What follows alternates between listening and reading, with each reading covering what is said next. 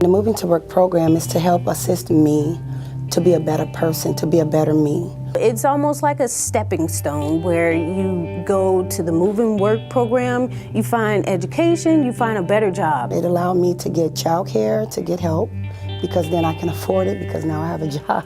A goal is a dream with a deadline. So the deadline is in your life. It's right now, it's today. The Moving to Work program said, hey, I'll help you. And that's all I needed to go. They're pushing you to do more and be better, and you should want more, you know, because hey, you can have a house, you can own your own house. Are you gonna get it? Are you gonna move forward?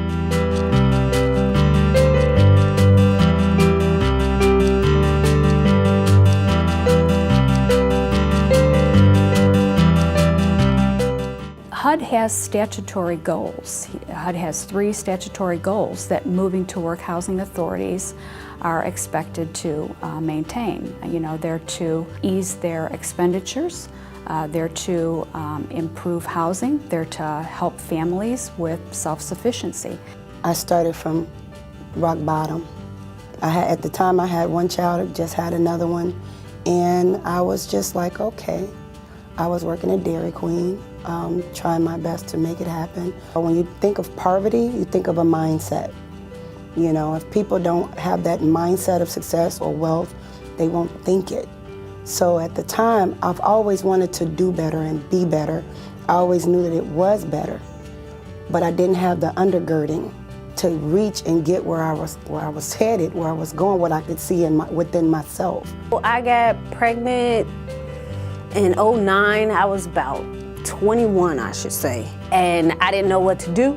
I didn't know where to go. I just knew that Section 8 was available to me. I waited around maybe like a good year to finally get onto the Section 8 waiting list. And then finally they were talking about, well, you need to probably try to get into this program and eventually try to, you know, move yourself off this Section 8. It's only temporary.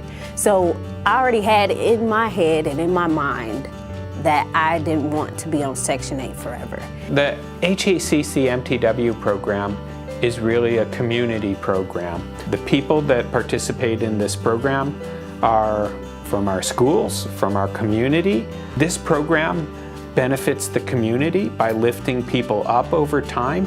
It's providing a safety net and a floor for people that are vulnerable, but it's also helping come alongside them and giving the breathing room to maybe invest and get some education so that they can better stand on their own feet, be in the job market, and support their family. I would say that if you're on Section 8, that it will be a great asset to you as an individual. I would say yes, you do need it, because they're saying, hey, I want to help you, help you.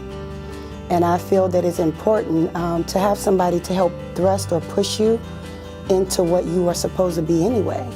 You know, a lot of people are lackadaisical, they're lazy, or else they just don't have people that said, hey, I want to invest in you. And therefore, they don't see themselves being any better than where they are. But when this program came along, it said, hey, I want to help you, help you. And I was like, great, because I want to be successful. So therefore, they pushed me into being who I am now. How does the MTW program, what's the mechanism that the program has that's making the changes that we're seeing? How is it that the program incentivizes people to either work more or maybe get some more education? The Moving to Work agency really does have an emphasis on work and self-sufficiency. So when someone joins it, they know that's what they've signed up for and they're ready for that, and they get to work at it. And over time, we see those gains in employment and oftentimes in educational attainment too. If you want to change the generational curses that sometimes happen in affordable housing or public housing, we have to start with the youth. Give them opportunities of achievement. Show them that they have opportunities to grow and become better, and to be better is through education. I got my certified massage therapy certificate, and then I said, what am I going to do? This is only for like a little backup plan. So I left there and I went to Eastern. Eastern has a health studies program, concentration in community health, and I finished in, the 2 years that I was supposed to there. So now I'm back in school. Back in school again. And I'm getting my master's, and I'm going to be I'm in the program, it's health promotion and leadership. Over time, what I'm hearing from people, number one is that they have a very unique journey. The way they define self-sufficiency then is unique. So for some, the way they define it is by having housing assistance, because now I have an opportunity. This is a stepping stone. I want a better life. I can take this opportunity to go to school, to finish my education, to get a better job. I also define education by maybe getting the GED or the high school diploma, or finishing college degrees, or getting vocational degrees. Some people that we do the qualitative interviews, over time they've finished an associate's degree and they've been able to get really quite a good job, a job they didn't even imagine getting 5 years earlier. And part of that's the structure of the program and adhering to it. And it is hard work for these people. Most of them are single moms with young kids, balancing some work, some education, and taking care of their family.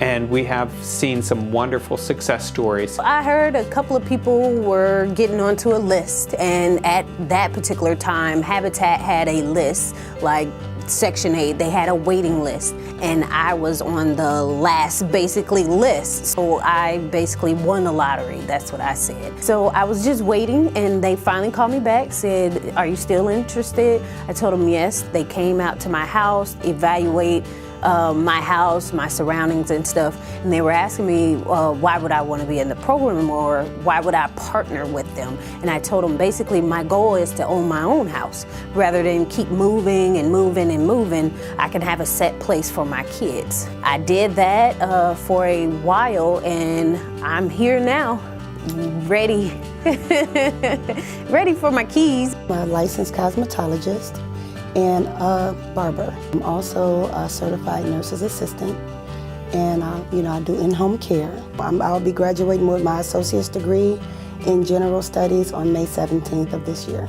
Coming from where I had no job and was not able to work sufficiently on my own, to now I am my own, I'm out self-employed. I work, and I help many people. Never give up. Believe in yourself and go for it. Whether you're moving to work or not, in terms of the affordable housing industry, you want to provide great choices for your families within communities. Some communities have what we call choice neighborhoods. Those are neighborhoods with better schools, opportunities for job, great transportation, low crime, good quality homes, and that's a choice neighborhood. So what we want to do is work to create opportunities, whether we build as developers or whether we partner as a partner in terms of development, to ensure that it's good housing choices throughout for the clients that we serve, which helps breed self-sufficiency. And what excites me right now is that the Housing Authority of Champaign County was approved into the future to be a moving to work organization.